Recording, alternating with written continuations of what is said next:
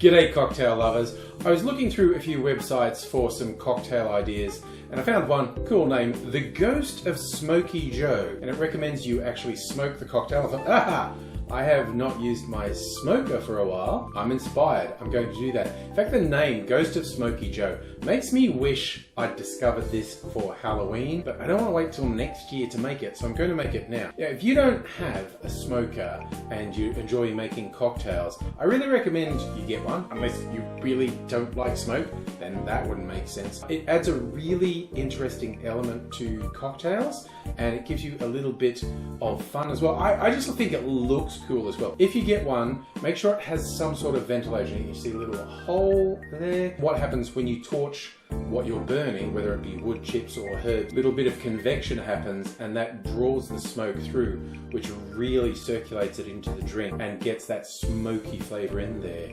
You probably get some cheap ones. Don't get a really cheap dodgy one that doesn't have a vent. This is a reasonably expensive handmade one. It's absolutely beautiful, and I shall be using this with some applewood chips. So far as ingredients, this drink basically starts out as a Manhattan and then goes on an interesting journey. It's a rye whiskey base, and I'm going to use a locally made rye from the Gospel Distillery. I think this is the only distillery in Australia that specialises in rye. There are other distilleries that make rye whiskey along with different sorts of whiskey. The Gospel just focus on rye whiskies. This is a limited one they did called Legacy Rye. It's an interesting mash bill. It's 59% rye, 35% corn, which is kind of high for a rye whiskey, and 5% malt barley.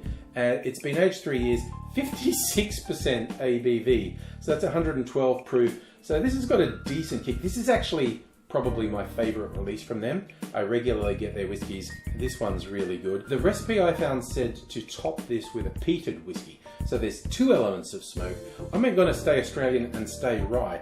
This one's from Sydney, from the Archie Rose Distillery. This is their rye malt whiskey, and it's been smoked with Australian wood. And specifically, it's been crafted by smoking their rye malt from New South Wales with native stringy bark timber. So rather than being peat smoked, this is smoked with the wood from an Australian tree. So the smoky characteristic is not the same as peat, but it's not 100 miles removed, and it's quite nice. So I'll be using that. As I said, this kind of starts off as a Manhattan, so there is dry vermouth in there, but rather than sweet vermouth, it's a mix of dry vermouth and benedictine. And there's even a cheeky splash of absinthe in there. Here's how we make it. In a mixing glass, put 1 ounce or 30 mils of rye whiskey, then 3/4 of an ounce, around 22.5 mils of dry vermouth, then 1/2 ounce or 15 mils of Dom Benedictine, and then just a dash of absinthe and a dash of angostura bitters. Add ice to the glass, stir that for 20 to 25 seconds to chill and dilute the drink, and then strain that into a rocks glass over a chunk of ice.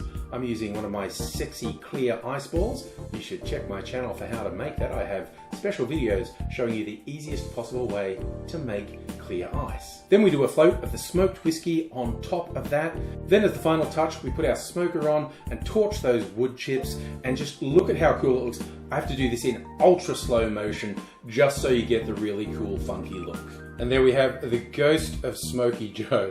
This whole room has a really nice aromatic wood smoke vibe going in it now. That's why I'm shut off in the back of the house in my bar. I used to do this in the kitchen and it made me really unpopular. Now I've got my own room. Just hope I don't set any smoke alarms off. And for tasting, you get that rye whiskey and the smoke from the smoked rye, which again is completely different. You're getting the aromatics of the wood smoke sort of wafting up towards your nose, and that deeper, richer taste from the smoked whiskey. This is a tasty little number. I guess you could serve this up as well, like a Manhattan, but with the smoking, I just thought, no, a little rocks glass. It just looks cool when you take the top off. I think you want one, like, even if you don't particularly like smoked things, it looks cool. Who doesn't want things that look cool? Like ice that's completely clear, and you don't need any special equipment. There'll be a link right about now. Go and check out how to do that, and also try this if you want to try a really interesting Manhattan variation, the Ghost of Smoky Joe. Cheers.